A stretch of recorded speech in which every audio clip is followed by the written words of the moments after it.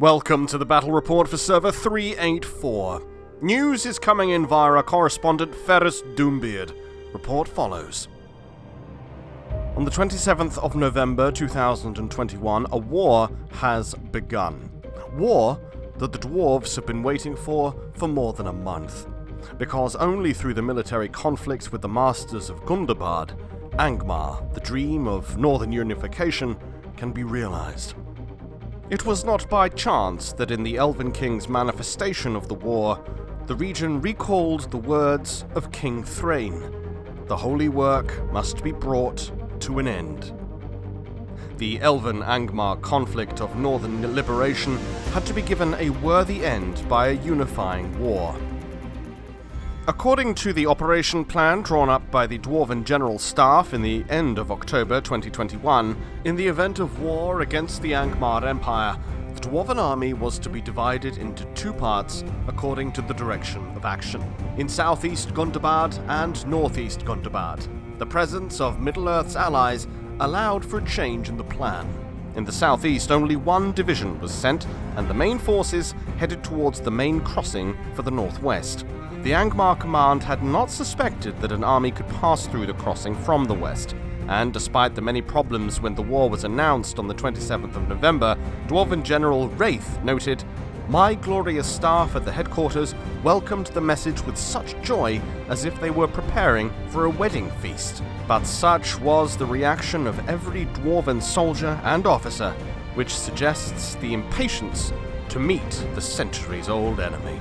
Both Dwarven and Angmarian operational plans provided for offensive actions with the aim of defeating the opponent in the open field. Both belligerents valued the psychological significance of the first victory, and their troops were advancing forcefully against each other.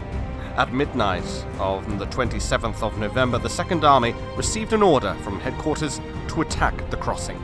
For his part, the Angmar Commander-in-Chief commanded an offensive on the same night, addressing his soldiers, "Glory and riches await you on this server, and honor when you conquer the Iron Hills." The Angmarians believed that they were superior to the dwarves in every respect. The lack of serious intelligence put both sides in sudden collisions on both sides of the river. After the crossing had been taken, and troops started to expand further into the land, fierce battles and tile-for-tile combat. What is interesting is that both the Angmar and Dwarven commands had planned to spend the night at just a few tiles apart from one another. Along the entire front line, the opponent was stopped and thrown back, but the victory was still away. Fierce clashes continued on the 28th of November. The Dwarven Ram Riders definitely won the battle with the Angmar's fallen. In some places, however, there were undefended areas between the parts of the Third Army and the adjacent First Army, which created the danger of the enemy to invade them. Sent to fill such a gap, the 5th Dwarven Regiment of Erebor was so enthusiastic that it appeared on the flank of two Angmar positions, which, in panic, were emptied by their defenders.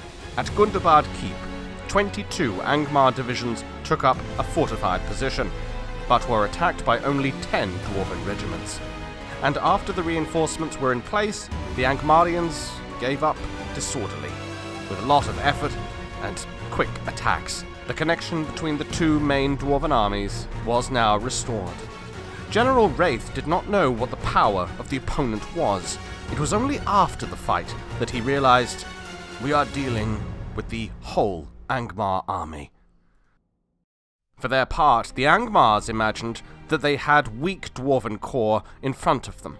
The discovery that large Dwarven forces were being deployed against them demoralized them, so they gave up on offensive actions and were no longer able to take any meaningful defensive actions. Hesitant, they left the whole eastern Ered Mithrin.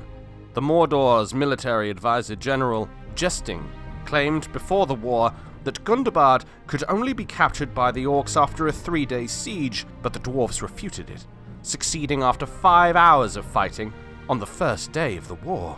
For 2 hours, First and Second Armies carried an unbearable march, most of it through uncharted territories with no tiles, without assured energy supply for their commanders. The opponent did not suspect the existence of over 35 armies and commanders going through the mountain passes and untrainable tiles. The surprising strike on the opponents from the 5th Dwarven Regiment was one of the first major victories in the war, which inspired all the other Dwarven units. Best to describe the situation are the words of General Ferrus Doombeard. Here, at the Doombeard Hills, we, the dwarfs, after 400 years of being mocked by the Angmars, measured our strength for the first time with their army by striking a decisive blow with a huge impact on the further course of this war. And the world chat noted, the Dwarven soldiers went to the battlefield from low-level bases and low-ring powers, but fought as heroes. And a new announcement just in. Previously separated friends, allies, and even couples have been reunited in a rollback of a controversial server reconfiguration initiative. One player remarked, "Finally, I can fight with those that I trust in our campaign to make all of Middle-earth united under our banner."